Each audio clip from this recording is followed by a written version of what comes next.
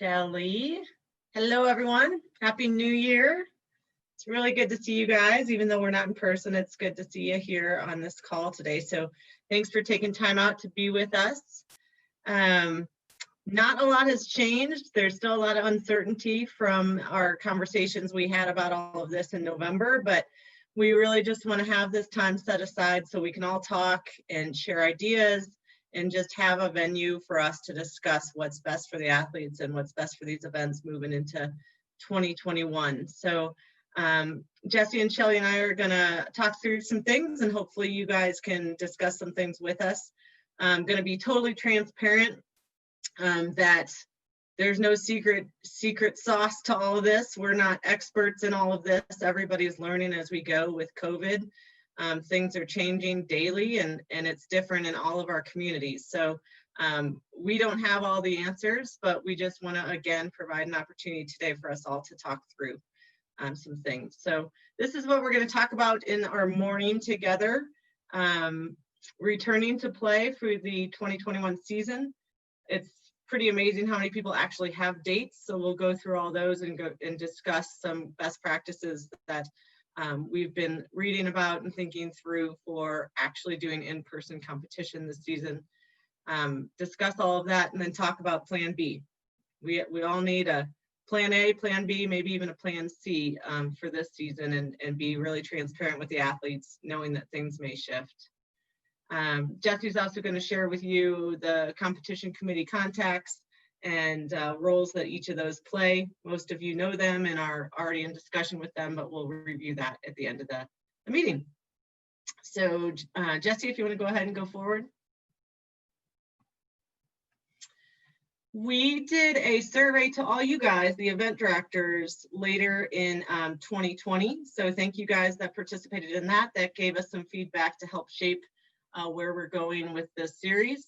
And then we also put out a survey to athletes between January 2nd and 11th of this year, right after Christmas and the holiday break, to gauge some things that we wanted to know from them. So we put that out to all the people that had participated in your events, as well as junior nationals in the 2019 season. And we were happy to get 258 athletes respond.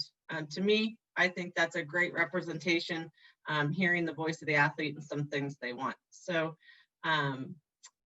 Shelly will put that out to you guys, the full results. We asked nitty gritty stuff like what kind of swag do they want in their registration bag, to how much is too much to spend on hotel and registration, to really what their goals are in competing at all of our events, to what maybe makes them choose one event over the other.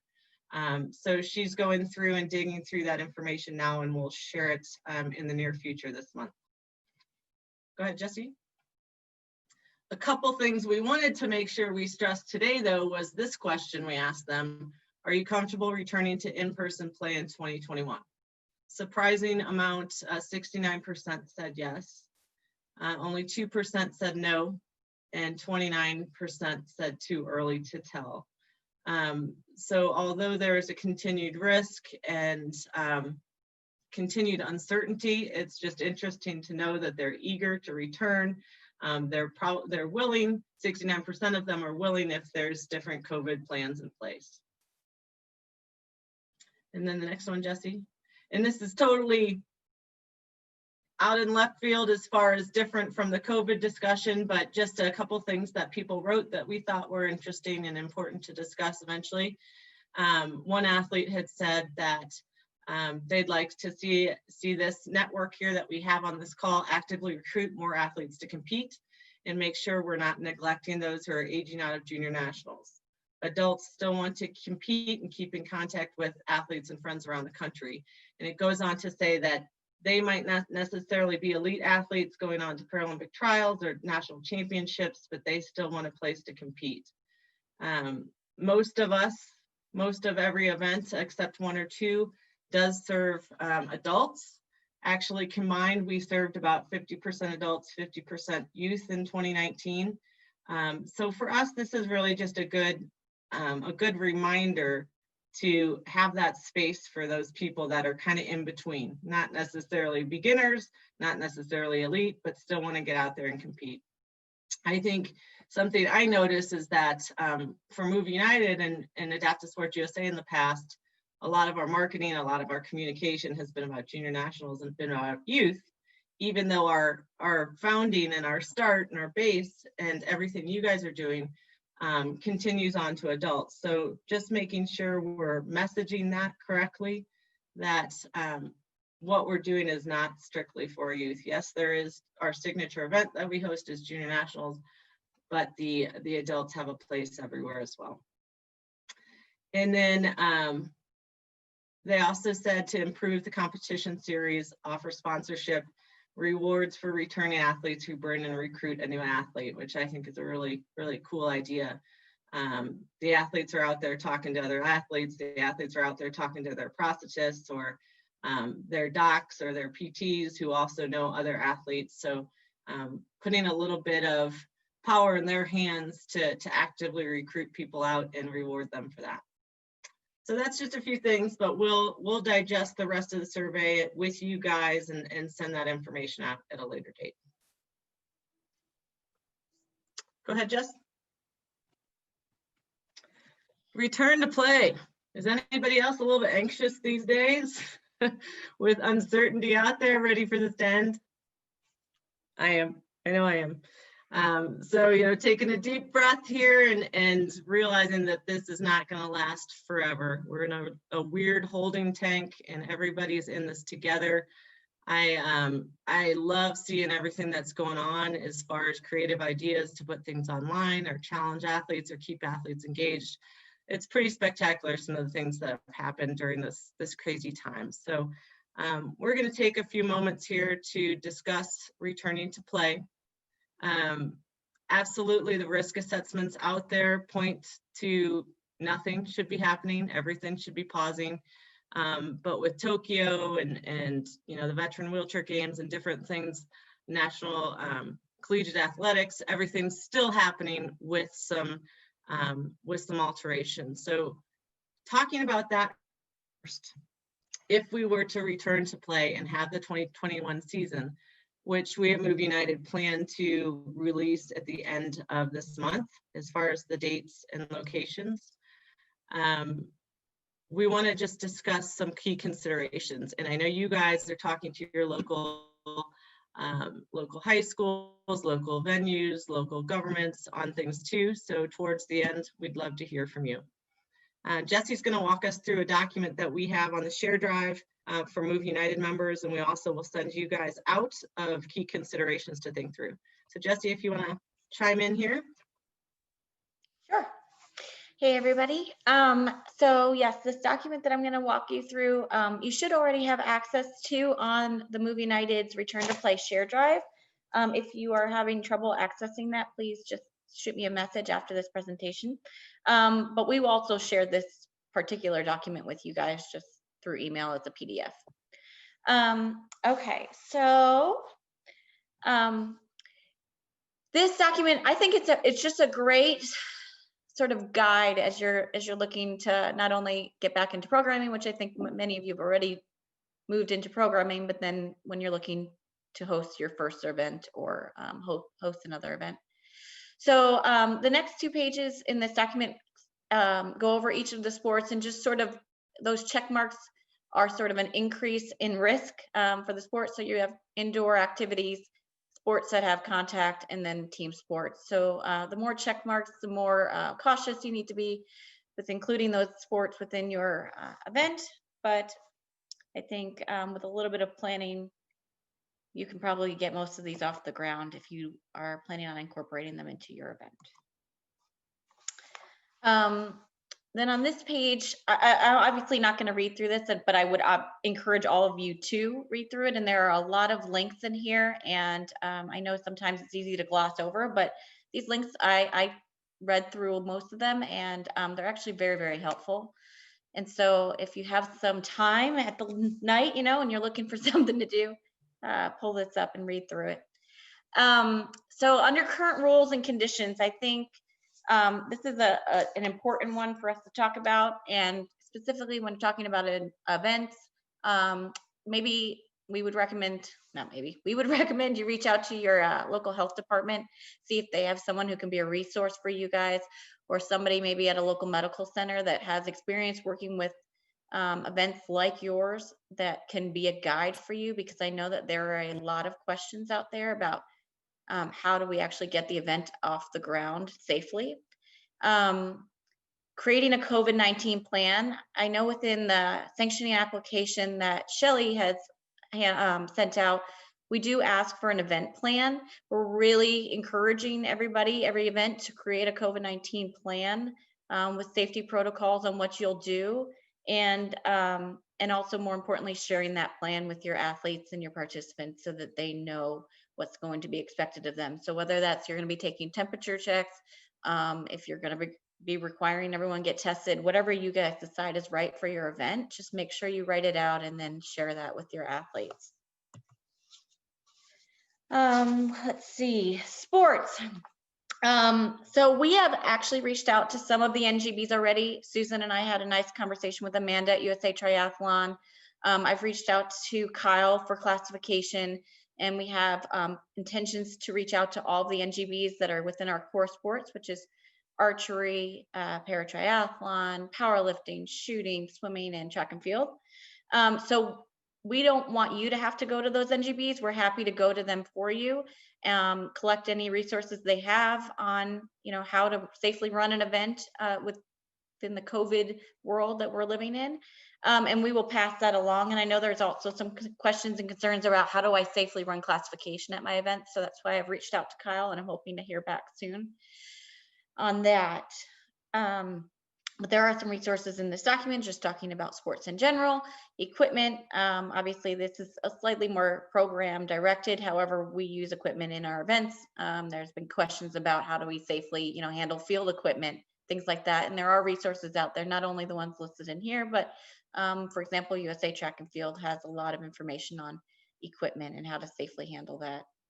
Venues and spaces. I think that this is probably the number one thing when you are talking to your venues. Is what I've found is that the venues already have COVID plans or are starting to create COVID plans because they wanted to get back up and running. So use them as a resource and help them, or use what they have to help develop your COVID-19 plan, because they know what they need to do in order to get things done. Communication, like I already said, it's obviously important to not only have a plan, but then to communicate that plan. So just as long as the expectations that you set are known by everyone, I think you will be good. Got things on here about online services, risk factors, caregivers,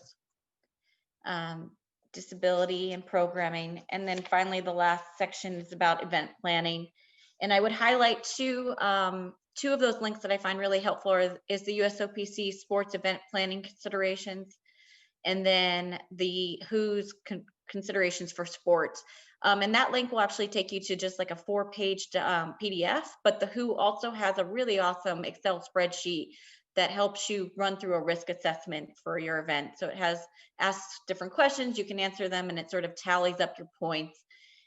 And I guess if you answer honestly, it might tell everybody not to run your event, but I think it's pretty helpful to go through it and get your brain thinking about all the considerations in place in order to be safe.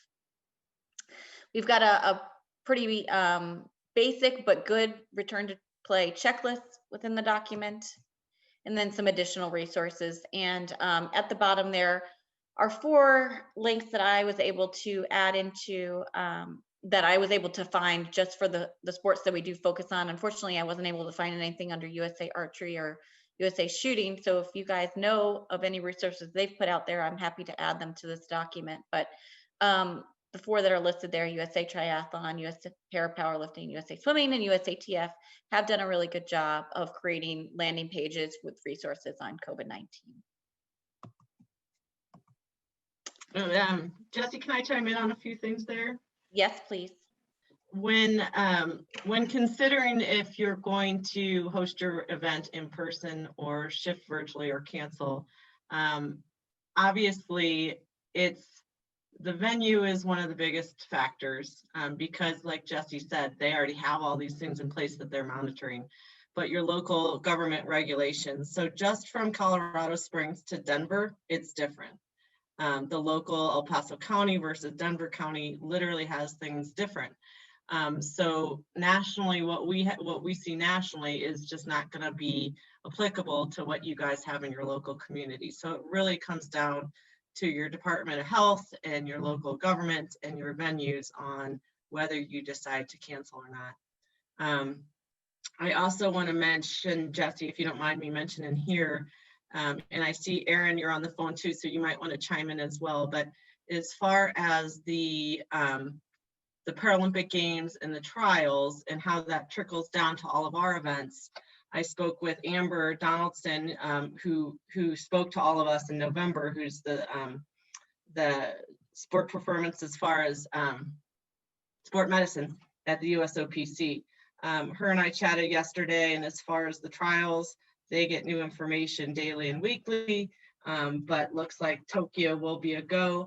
A few things I thought were interesting because some of you train athletes that are hopefuls, looking at 5 to 7 days before competition, being able to arrive and needing to leave within 48 hours of competition, suggesting self-isolation 14 days before. And if they have a negative test, or they need to have a negative test within 72 hours of arrival, and then they'll do constant testing on site. So lots of work being put into that and thinking through that.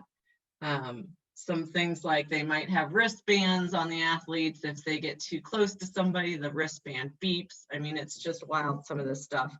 And then requiring masks everywhere for all people, except for when they're eating and when they're in direct competition.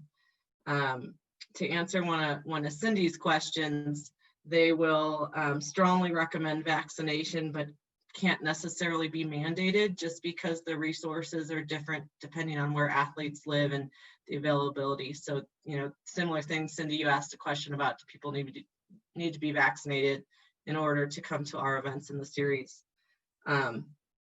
That's just not something that could be mandated at this time. So a lot of work behind Tokyo, hoping it's a go. And then for the super trials, one thing that she said that really kept my eyes open wide was if somebody goes to trials and they have a positive test or they contract trace, they can't compete. So it's a one-time shot at trials to either compete and make it on the team or not. And so they're suggesting a 10 to 14 day prior to trials for athletes to be careful. So that's obviously going to affect our series here, as some of the athletes may be at one of our events beforehand. So just being very mindful of all this stuff and travel. And I think the medical provider that Jesse said is going to be really key, to have somebody on your local organizing committee that is knowledgeable about all this stuff, that you could sit down and read through this document with, and talk through temperature checks and talk through if somebody is sick, where they need to go, and talk through, okay, how best can we communicate to the athletes so they know to take all this seriously. Erin, I see you on, and I know this was last minute to you. Is there anything you want to add to that from a USOPC perspective? Hi, everybody. I can only see Susan right now, but great to see all of you guys. And so I got Susan's message kind of last minute, but figured I'd jump in. I can't really speak from a USOPC standpoint, but with US Paraswimming, we do annually run the World Paraswimming World Series event in Indianapolis. So just to give you guys a little bit of a heads up, it's daunting, the amount of work that's going into getting everything approved and ready for competition. At the same time, I feel like we just have to keep trudging forward and trying to make things happen. So a lot of it comes down to working with the local organizing committee or local resources on site. We are working on a plan or a proposal, I would say, that to go to IU for their approval for international competitors. So with the World Series, where that's an international competition, and I think could be one of the first here in the US, so that's a lot of fun right now. But a lot of things go into play in terms of when athletes need to arrive, when they need to be tested, and how often they'd be tested moving forward throughout the competition. So as of right now, we're saying, and I say as of right now lightly because things could all change tomorrow or next week, but we're going to require that everybody, domestic or international, has a test, well, 72 hours, within 72 hours prior to their travel to the US or to the venue. And then within 72 hours following arrival, they will be tested again on site. And that's to try and mitigate anybody that could have slipped through or somehow become exposed. And we're still working on the rest of the plans, including, temperature checks, who has access. A lot of the things that you'll see surrounding policies are the access to the venues, which is strictly limited. No spectators, only accredited staff, and those staff, and I'll say team staff, it really comes down to a coach, maybe a PCA, and that's it. On USA Swimming side, they're limiting one coach per 10 athletes at a lot of these larger meets that they're able to have. And really it comes down to working with the venue. A lot of venues, especially if they're tied to universities or institutions, we're running into problems where they're not currently partnering or doing agreements with outside organizations or outside parties. So that's causing a few issues in terms of venues that we've used for years and years are kind of on a hold or standpoint. So those are just a few of the things. I'm happy to talk to you guys if you have specific questions, but as Susan mentioned, Amber at the USOPC is a great resource, who works very closely with Dr. Finoff, who has put a lot of these policies and stuff in place for running events, and the checklists that Jesse mentioned earlier. So I'm happy to try and answer some questions, although I'll say I'm not the best resources. I'm trying to learn lots as we go. Yeah, that's the name of the game. Thank you, Erin. And for those of you that don't know, Erin is over at the USOPC heading up US Paralympic swimming and a Paralympian herself. Thank you for jumping on. Okay, Jesse, thank you. If you want to continue. Yeah. Well, our next 3 slides are just a calendar of events that will hopefully all take off with a bang. So I'll just pause slowly, on each, give everybody a chance to kind of look over each page. And then we have carved out some time just for discussion on this return to play discussion after these slides. So if you see anything, if your event is listed on here and there's something you want to share with us about it, just hold on to that thought and we'll come to it in a second.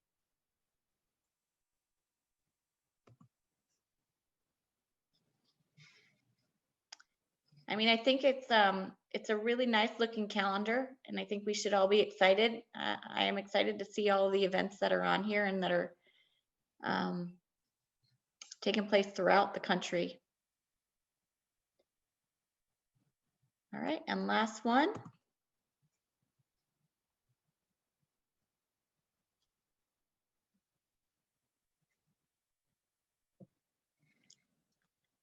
All right. I think we are going to open it up if there's anybody who has anything you'd like to discuss at this time before we move on. Feel free to unmute or use the chat function, whatever you feel comfortable with.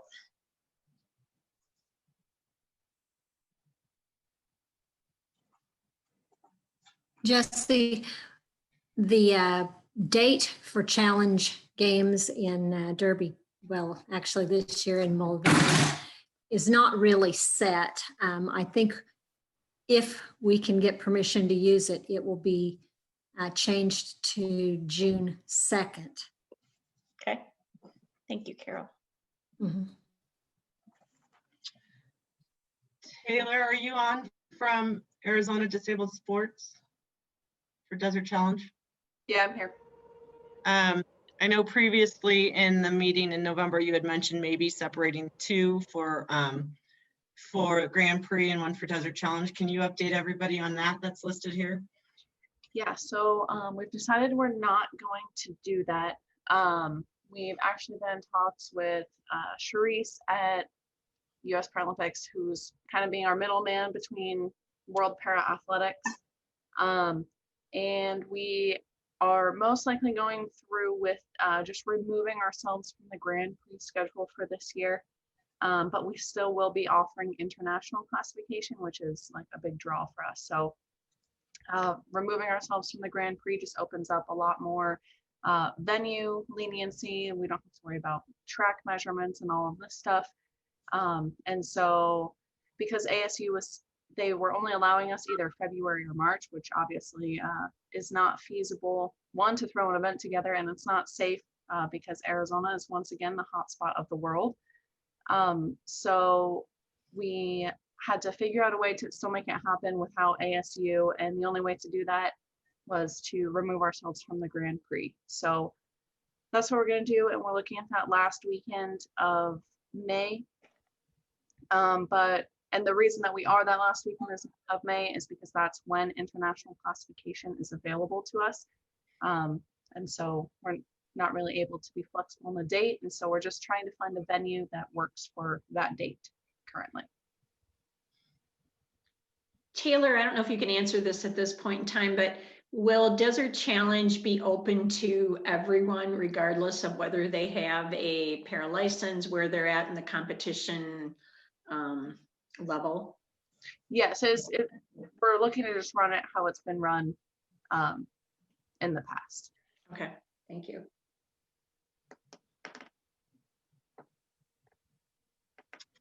I want to make sure you guys note listed first is an archery tournament in Tampa, and want to make sure you all meet Mary, who's on the call.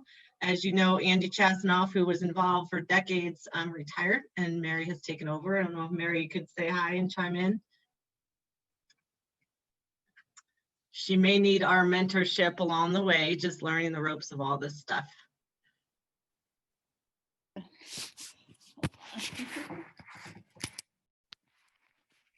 On, Mary? You guys hear me okay? Yes. Okay, sorry, I'm still trying to learn technology. Yep, I'm Mary. I filled Andy Chasanoff's position. So we are planning to do the Russ Harvey archery tournaments. However, this will be my first time running this tournament. So if anyone has any advice or suggestions or anything like that, I would love to hear it. But we're working on that, and we're hoping that it will be in person. And yeah. Awesome. Welcome to this community. We're excited to have you. Excited. So, and I know my athletes are really excited, and hopefully we can travel to some of these competitions. So Thanks, Mary. thank you.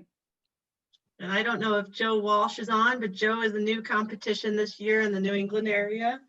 So that's exciting. He'll be doing track and field and swimming out there. Joe, are you on? I don't think I see him. So hopefully we can all be a resource to him as well as he starts a new event. And then Jaime, you have a note in the chat here if you want to unmute. Hi, Susan. How are you? Hello, everyone. Just wanted to update you guys. As you guys can see, our games are, one of those on the earlier dates for April. And we want to do it on site. We're working really hard with our contacts and our partner at UCO to see if there is a chance where we can move the games to the summer to be decided date in June, probably during the weekend, not a weekend. But it's just a thought. Right now, we're still for April, but we are looking at maybe updating that if if things don't change here in Indiana. Right now, we're on red code again. A lot of us are working from home again, and So we're trying to see how everything develops with the vaccine, but that is an option for us. I just wanted to update on, I just received 2 emails, one this morning, one last night, that so far both venues that we normally use are pretty much on hold, and they said to get other venues. So I have already, I mean, I haven't waited, but it could very well be that location wise, it could be in Wisconsin. It could be less sports. I'm not sure at this point, but Illinois is very closed down, and the governor just issued, and we're trying to decipher it, but stating that no events more than 50 people. So it's very unclear, and we're trying to really navigate what that 50 people is. Is it indoors? Is it outdoor? But just kind of, you know, we're in limbo like many of you, but the date should stay only because that is the date that really works on the competition calendar in regards to also it's prior to trials. So, so I'm not sure what our games are going to look like.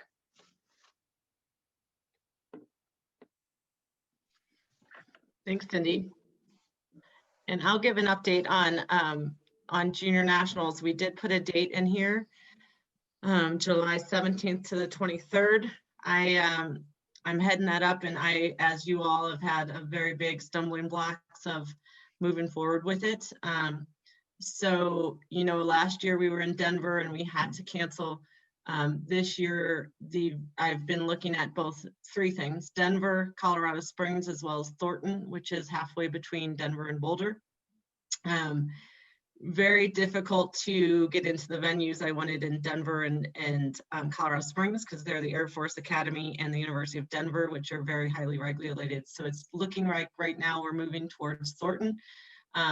Their venue is able to commit now and extremely flexible and generous. And I know that they'll be a great host with us. So we aren't announcing that until a little bit from now, but we are firm on those dates. So I'll give you more information. What I've looked at, so we have a relationship with the Colorado Children's Hospital. So I will rely on them a lot for this COVID plan and COVID discussion.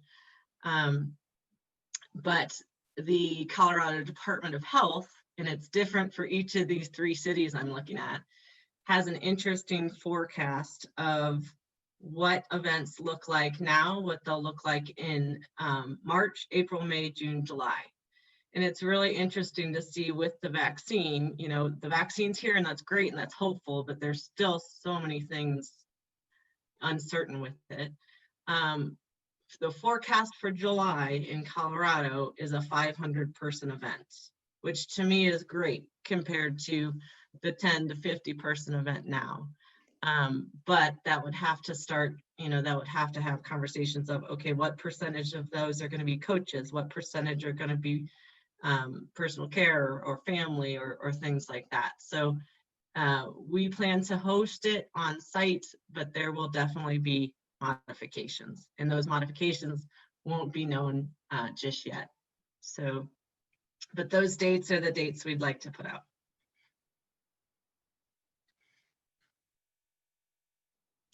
Anyone else on all of this? We've got a chat here, 1 second.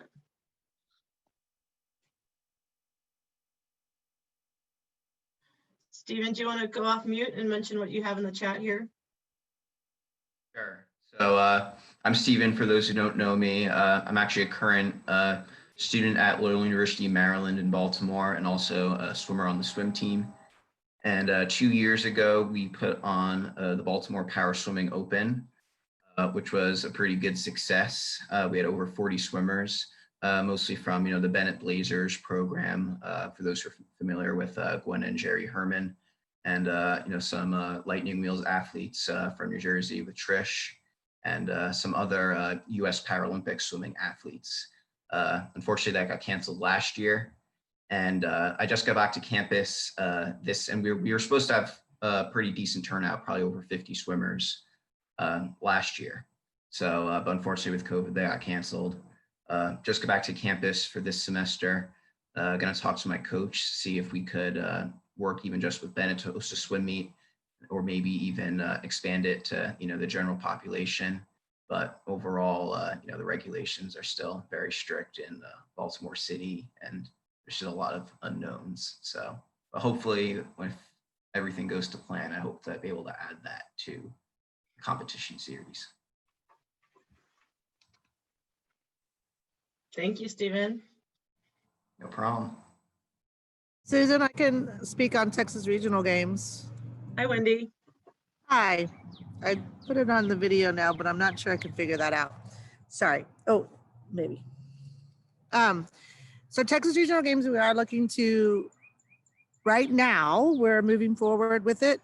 And we have delayed the start of our registration to be open. It was supposed to be open later this week, but we are delaying that until our next staff meeting in early February.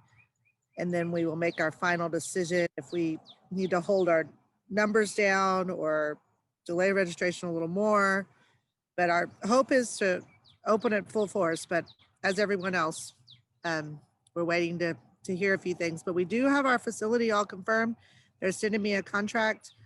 I just spoke to him on Monday. So that so far has not been a problem for us. So hopefully it opens in February. That's all I can tell y'all. But that's where we are.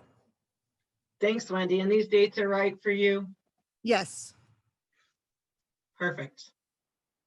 Okay. So this is going to come up later, and I don't mean to take it from later in the presentation, but it's as an action item. But you guys will be getting, we're putting together the series brochure right now. And so I'll be sending out an email, hopefully tomorrow, latest probably Monday. And I knew this, but what I'm hearing just reiterates what I know, which is that everybody is hopeful for the dates provided, except for, a couple exceptions, but there's always a but, right? Like right now, it's just so unknown. So I'm going to send that to everybody, all the event directors. Please look it over. If you see anything that you need corrected, let me know.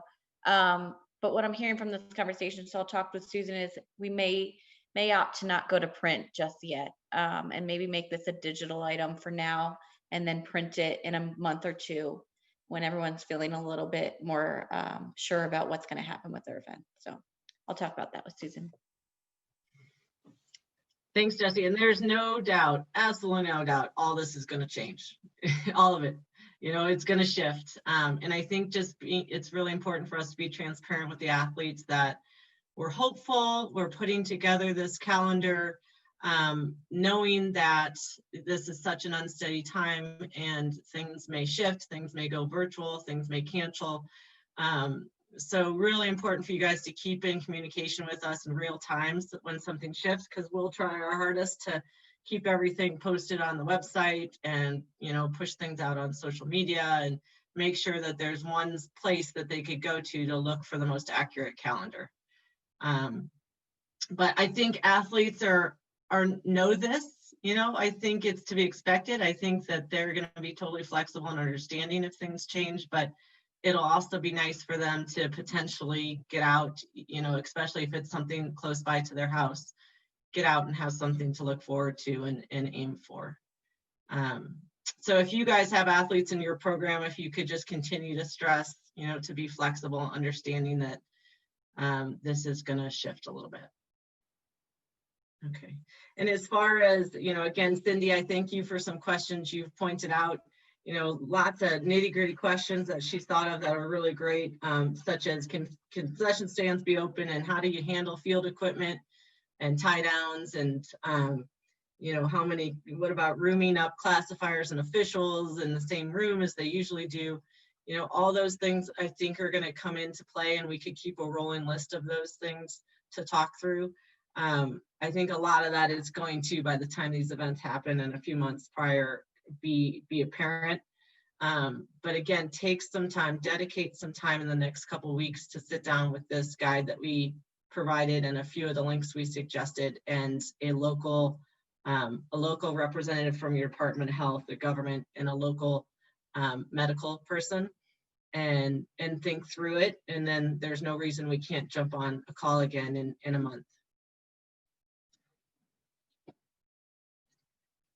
Let me see if there was anything else in the chat.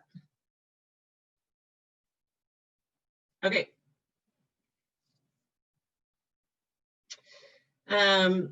So as we talked about, this is kind of crazy that us and the rest of the world is trying to get back on track with events, because there's still a huge risk, but we also know the reward for getting people out, getting people engaged, and moving on cautiously. So as far as the plan B, here's a couple things that we want to talk through that we recommend, and then we want to hear from you guys as well again on what you're planning and your recommendations. I know for junior nationals, and I would suggest this for the whole series, is that we have a goal of mid-March to be a cutoff date to inform the public and inform our events. And obviously we all have hotel contracts and things like that, to make that decision if we are going to cancel the events, pivot virtually, or host them in person. I think even 2 months from now in March, that will be more clear. And, you know, if we wait any longer than that, it's really a disservice to the athletes that are trying to plot out their time and their energy and resources and things. So that's the goal we would like to see for everyone here. And especially, you know, for us managing junior nationals, that's what we'll have as a mid-March date to make those verdicts. Obviously, that again is in part on the venues and the local governments. Consider hybrid events from the start, and in just a moment we'll go back to that list of dates and talk through which are already starting to be hybrids. In my opinion, and I know UCO and some other folks are doing this, just right out of the gate planning on an in-person event mixed with a virtual event. That way, if the event cancels, you already have the virtual event in place, people already have it on their calendar, and you could still engage athletes and spread awareness and have, you know, some activation going. And then if the event does go, they also have that hybrid virtual component where, you know, Jimmy Smith doesn't feel comfortable, he doesn't have a vaccine, he's not ready, but he wants to be a part of UCO and it's going on. He could chime in a little bit through different activities virtually. So I think a few people are already planning that. We'd love to hear from you in a little bit. You know, some people, totally understandable if it's not your thing. It's the in-person competition can't really be replicated like a program can online as well. So totally understand some people might just cancel. But if you have a virtual backup or a hybrid plan in place, I think that's a good thing, and we could help talk through some of those things with you. Consider using online tools to connect with athletes. Strava or MapMyFitness are two of them. Jesse and our team here is going to plan on doing around a May 1st Strava activity or virtual challenge for all of us. So I don't know if you've seen those. Move United has done a few of them where they've engaged athletes. If anyone follows Ski Spec, which is one of the signature events of Move Me United, they challenged athletes to get from Maryland, where the national office is, to Breckenridge, Colorado, where Ski Spec usually is, and back.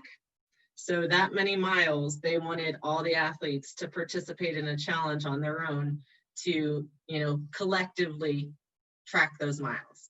And it was great. Athletes like did it 3 times and back. It was so successful. So we'll do a challenge with this network of 20 plus events so that all of our athletes, even if your event cancels or the athletes don't feel comfortable getting out, we're still engaging them on their own turf, that kind of thing. So we'll make sure you guys are all a part of that and your athletes can benefit from that. For junior nationals, like I said, we'll put a goal of mid-March to make a determination if it will be in person or not. If it is not in person, we will do a week-long virtual event, and we will engage all you guys and highlight all your events as part of, you know, those stepping stones to get to junior nationals that week. We would do some combines with NGBs, which if you're not familiar with combines, it's like skill assessments on certain certain challenges that are sport specific, and maybe a clinic or two. So what we plan is, we're not going to plan that, put all of our time and energy into it until March 15th and know that we need it. If March 15th comes and we decide, okay, we can't be in person, then we'll shift our energy to planning that virtual component. And then if Junior Nationals is a go, and let's say 400 athletes can come and 100 combo of coaches, spectators, parents, care providers, we'll select some of the main events to live stream so that family members at home or athletes that aren't comfortable, or maybe, you know, one of Teresa Skinner's athletes that are very new and not ready for Junior Nationals can watch it and be motivated. So those are the kinds of things we're thinking through as Plan Bs. But, you know, there's got to be something you're thinking through now before it gets too late on what would happen if this gets taken off the calendar. So I want to open it up, and if Jesse, we could actually go back up to the event calendar and hear from anyone. This would probably be good for us to notate on the brochure that's going to go out. Is there anyone that's currently planning a hybrid that would entail a virtual component, no matter if it takes place or not?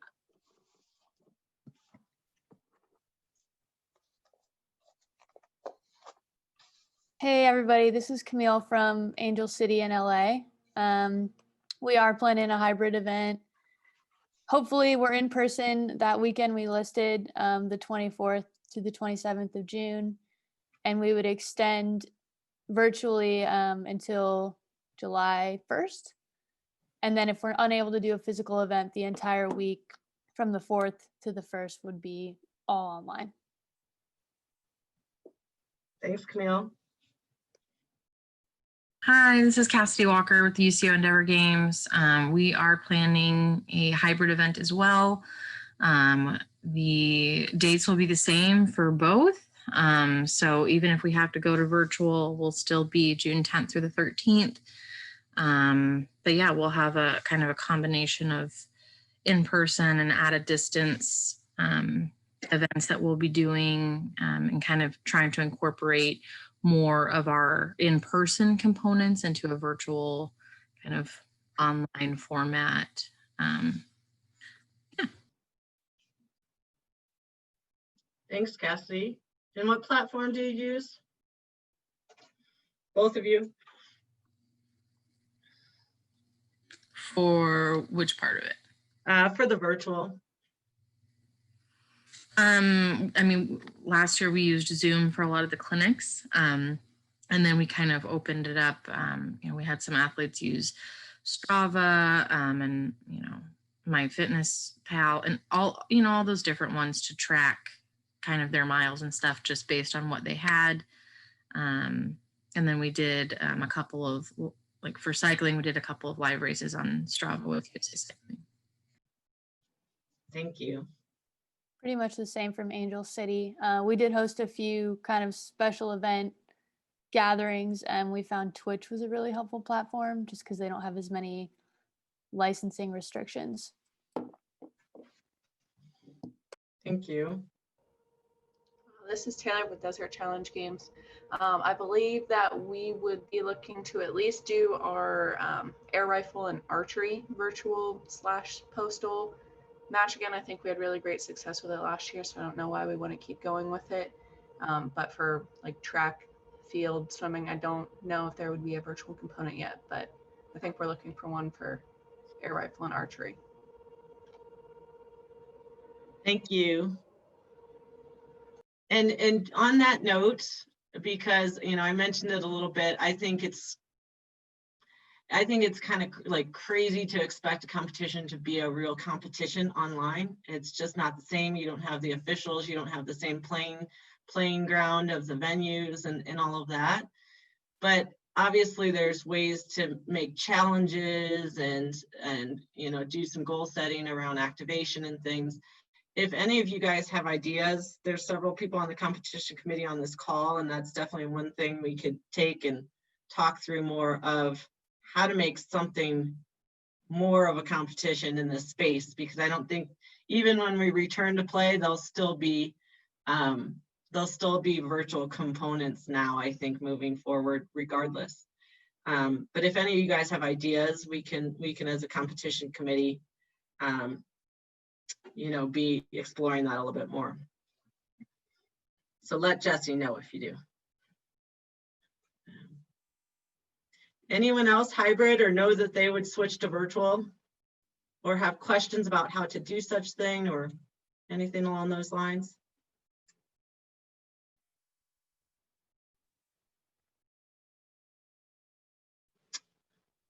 Jaime, I think you're on mute. If we stay for the April date, we most likely will go hybrid.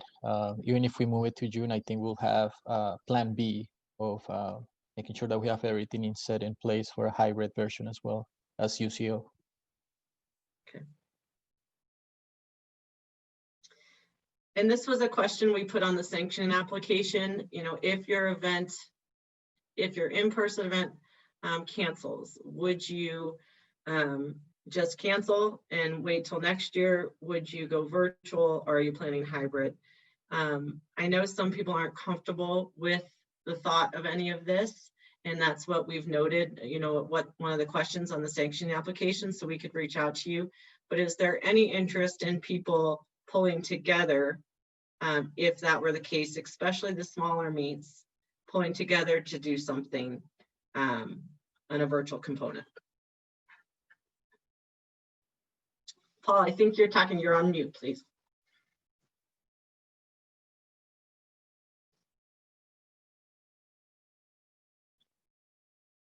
Paul, would you mind repeating that? You're on mute.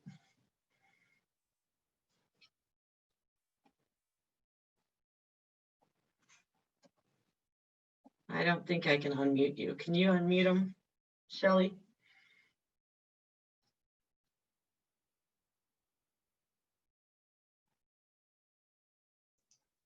I guess I'd have to unmute myself before I can.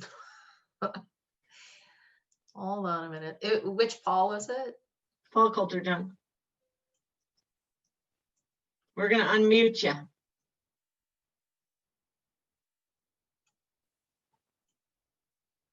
There we go. I'm sorry, I didn't hear that because I got a call. So. Oh, you weren't talking to us, huh? No. Okay. Okay. Megan, you had a question. This is back to junior nationals. Will there be a maximum athletes allowed per team to come to junior nationals? Those are all things I can't even begin to answer yet, unfortunately. So a lot of this stuff is going to take some time. Right now, the forecast is a 500-person cap in July, but that could change 100 times between now and July. So what I could most likely guarantee is that there will be some adjustments to capacity. So if you're planning that, I would say, limited staff, limited traveling family, that kind of thing. Try to tighten it up a little bit from the get-go.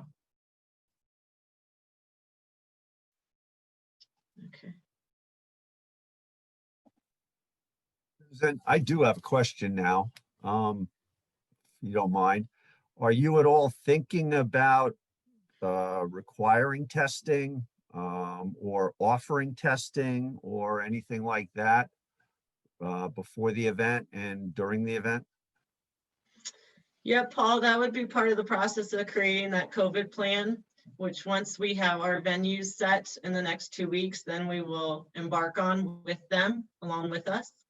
But I see that happening at trials and the Paralympic Games. I don't see testing happening for our localized events. I think the idea of a negative test 72 hours from their home before they come is a good thing. And then also knowing in the vicinity of the venue where a rapid test can be conducted, that you could point people, those kind of things.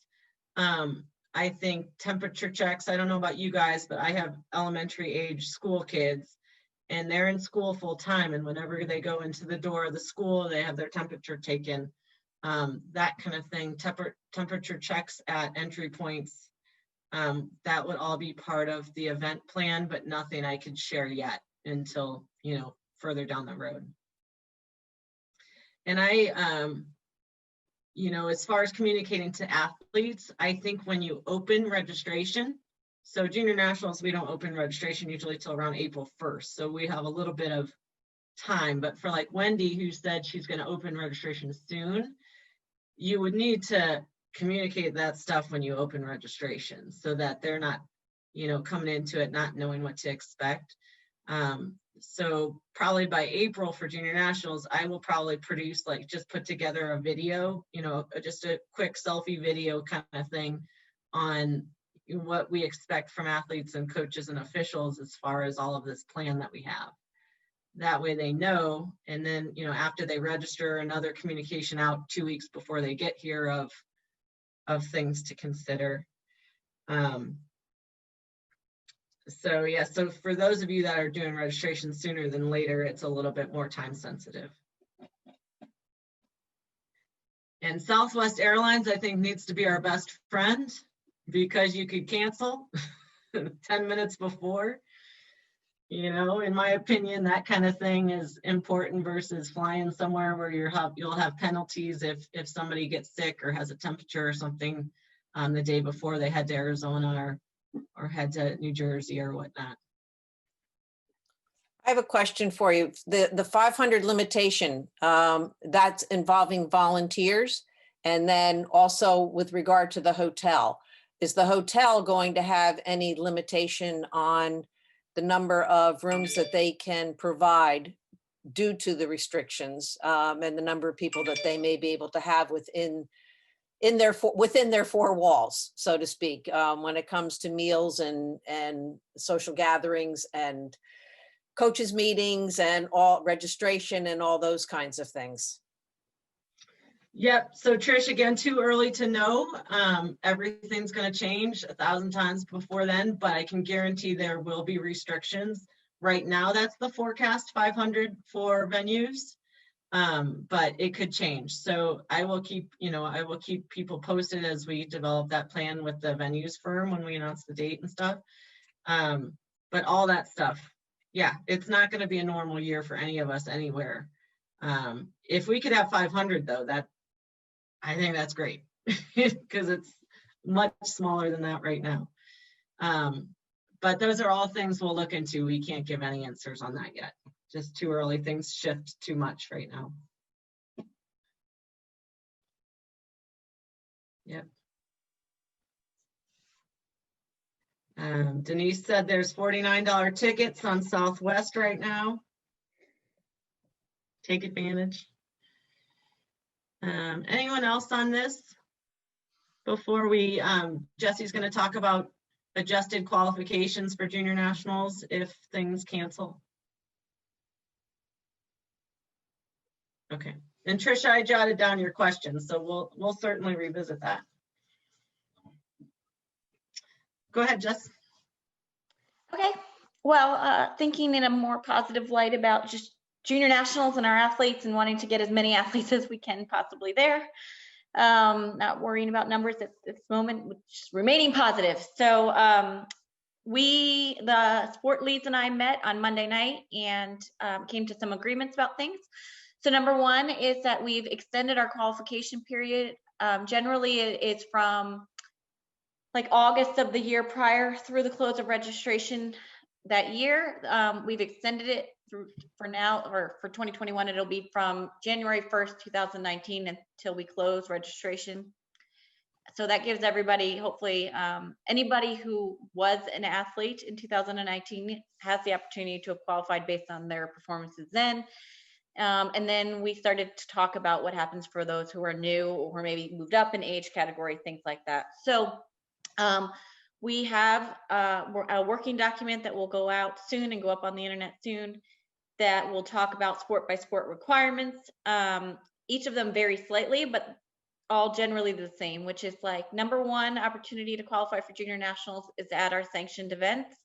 Number two would be at another sanctioned event, you know, an NGB or another organization like high school, college, collegiate, YMCA, that kind of a thing, sanction event. And then I've asked all of the sports, and they have all done a great job of kind of coming up with a more creative third option, which we don't want to be option one, but we understand that for some athletes, it will be the only option of qualifying. So that will look different for each sport, but it is something that the athletes can do at home. So whether that be with their team at a team practice, or, for example, I'll use powerlifting.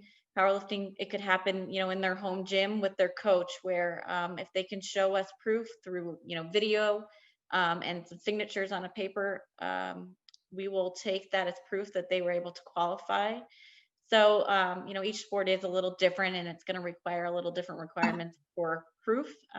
But we don't want to restrict anybody from coming to junior nationals simply because they can't travel or their event in their area canceled. So we're trying to make opportunities where possible. Anybody have any questions on that? I just want to mention, Jesse's done a good job trying to find a balance of, people have said, well, what about just making it an open event, which would get hundreds of kids there, great exposure, get people involved, trying to balance that. It is a national championship event. We would potentially be there for days and days and days and days if the athletes didn't have a standard level of skill. So balancing that with some structure here so that it's flexible during this crazy time. Great. I don't want to. Sorry, Susan. No, I was just gonna say, we don't want to go totally in that direction of an open event. So this provides a little bit of structure. And I didn't put it here, but I think I mentioned it in November, and it will be go up with this information. But if you have any athletes that aged out in 2020, so they turned 23, this year, we are letting those athletes come and compete. They'll compete as a U23.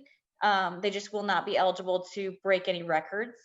And correct me if I'm wrong, guys, but I think we also said they may not get medals, or kind of a dual medal situation. I can't remember what we decided on that. We'll figure it out. But we want them to compete. We want them not to feel like they're an outlier or anything. And we want them to have that opportunity, because for some kids that, that's a big deal to have missed your final year at junior nationals. So if you have anybody, let them know. Okay. All right, so I just we'll go quickly through this section, but I wanted everybody to be able to put faces and names to the competition committee. So we talked about it in November, that we've put together this competition committee. It's a combination of all of the committees that we had in Adaptive Sports USA, and then we couldn't bring everybody into this committee, or we probably have 150 people because we had such fantastic volunteers on all of our committees previously. But we tried to bring together experts in sport and in classification and medical and event management and program management and athlete representation and parent representation and all of those good things.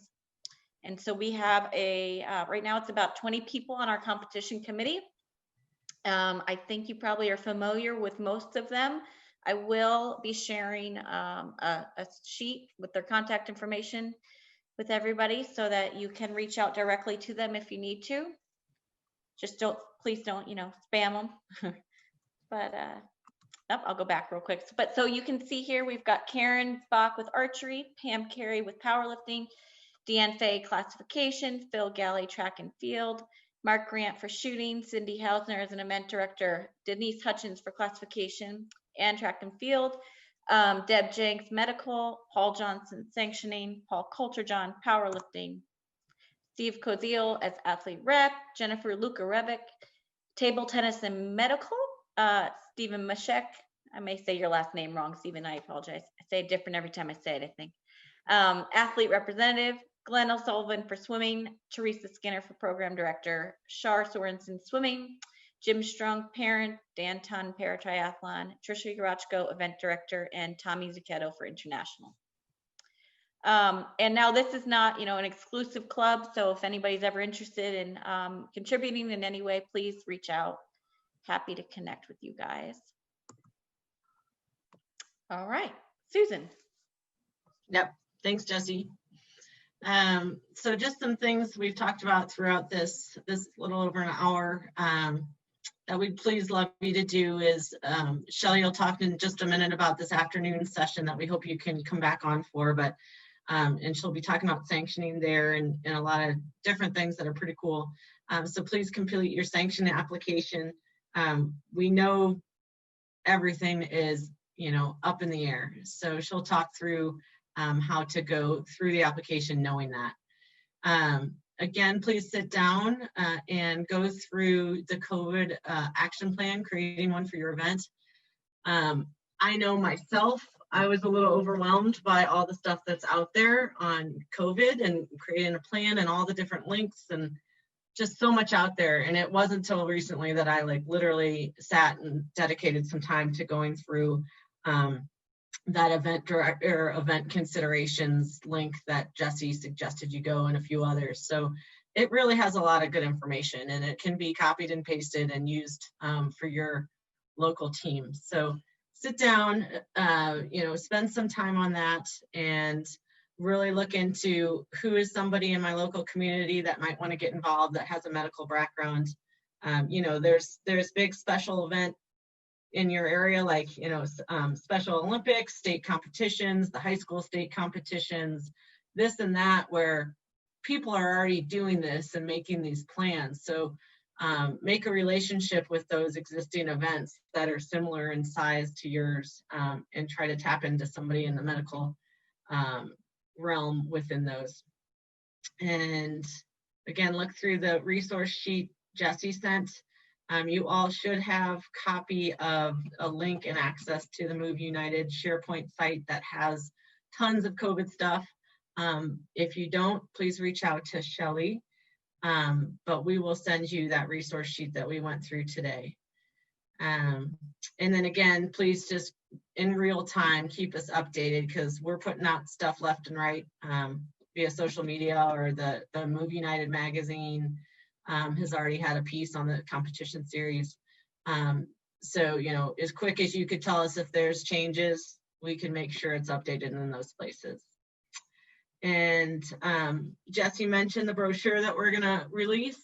We're still in draft of that and reviewing that internally, but once we have it, we'll get it sent out to each of you guys and you'll basically have a 24-hour turnaround to let us know if anything changed. So we'll pretty much put the event director name and phone number and email. We'll put your website. We'll put the sports and the dates and the city and state.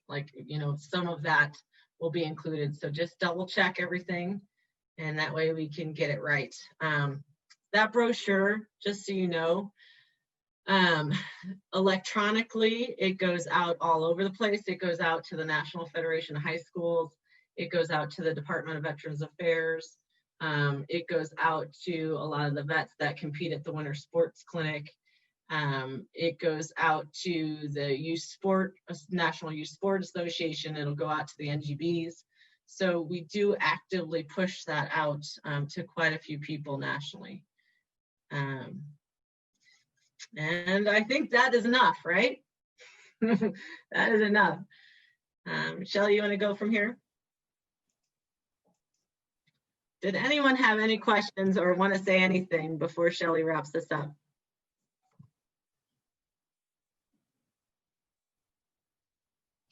I know that I personally want to go sit with Teresa Skinner because she looks so calm and collective. Okay, so thank you. I am on video, but I don't see myself, so all good. So we have another session that will start at 6 Eastern, 5 Central, 4 Mountain, and 3 Pacific. And in that session, we're going to be talking about the sanctioning application and data collection. The sanctioning application actually has not changed. There's a few additional questions. It's just on a different platform right now. So we're not going to really go through the sanctioning application, just if that's your expectation. And in terms of sanctioning requirements, we did a deep dive into that in November. So if you do not have a link, which it is on our website, but if you don't have a link to that session that we did in November and you want to review it before we jump on the call later today, if you'll just send me a quick note via email, I'll make sure that you can get to that information. So then we are going to be introducing you to some people within our Move United team, education and training, marketing and communication. And then we have a couple of guest speakers outside of Move United who are going to be talking about some unique events. So just kind of giving you some ideas regarding those. Jesse, if you want to move forward. So this is your Move United competition team. Paul Johnson is going to continue to be an integral part of this team, more behind the scenes. This year, we're asking you to try to filter most of your questions and needs through me. And then I will make sure that we're engaging the right people to get you the support or the answers that you need. And then we encourage you to connect with us on social media, and here are all the links for that. So hopefully we will see you again this afternoon. Appreciate all the information that Sue and Jesse pulled together. I think that our intent when we first started looking at this is that we could provide a just, you know, like step-by-step, here's what you need to do. And it became very evident very early that we can't do that because there are so many variables based on your venue and based on your location. And so pulling together all of those resources that you can use really seem to be the best solution. So I encourage you to take advantage of those. And thank you for your time, and we will see you a little bit later today, hopefully. Thank you all.